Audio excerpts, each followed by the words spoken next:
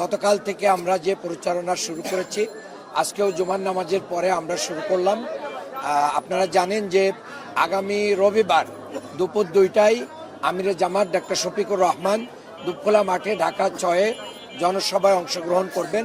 এটা নিয়ে আমাদের প্রচারপত্র লিফলেট বিলি করেছি এবং জনগণের যে সাড়া এটা আপনারা দেখতে পাচ্ছেন, স্বতঃস্ফূর্ত অংশগ্রহণ। এলাকাবাসী আসলে উন্নয়ন বঞ্চিত। আপনারা চারিদিকে দেখবেন, এখানে যানজট আছে, গ্যাস সংকট আছে, পয় নিষ্কাশন সমস্যা আছে, পানির সমস্যা আছে এবং মশার উপদ্রব আছে। অর্থাৎ এক কথায় বলতে গেলে 54 বছরে আমরা উন্নয়ন বঞ্চিত হয়েছি।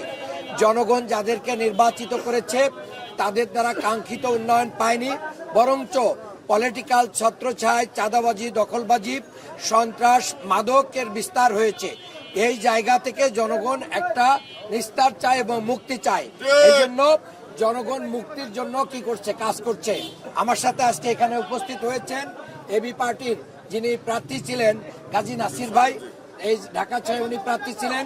আমাদের 10 দলীয় জোটের প্রার্থী মানে সমঝোতার কারণে উনিও এখন থেকে আমাদের সাথে কাজ করছেন। এনসিপির ভাইয়েরা কাজ করছেন, মামুনুল হক হুজুর সহ যে সমস্ত আমাদের জোটের নেতৃবৃন্দ আছে তারা কাজ করছেন। আমরা আশা করছি মানে এখানে বিপুল ভোটে আমরা জয়লাভ করবো ইনশাআল্লাহ।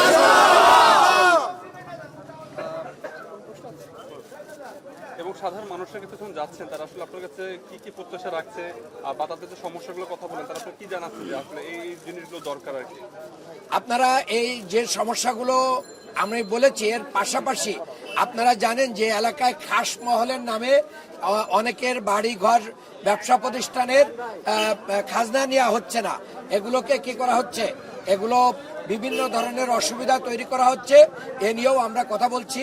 আমরা বলছি আমরা যদি জনগণের ভোটে আগামী দিনে নির্বাচিত হই, জনগণ যদি আমাদেরকে নির্বাচিত করে, আমরা জনগণের খাদেম হব, আমরা শাসক হব না এবং জনগণকে সাথে নিয়ে সন্ত্রাস, মাদক, চাঁদাবাজ, দুর্নীতি এগুলোকে আমরা মুক্ত করবো ইনশাআল্লাহ। প্রতি 3 মাস অন্তর আমরা এলাকা ভিত্তিক সমস্ত মানুষকে সাথে নিয়ে তাদের সমস্যা শুনবো এবং তাদের সমস্যার সমাধানে আমরা নিজেদের যে কার্যক্রম আছে এটা সবাইকে সাথে নিয়ে সেই সমস্যাগুলো সমাধান করবো ইনশাআল্লাহ।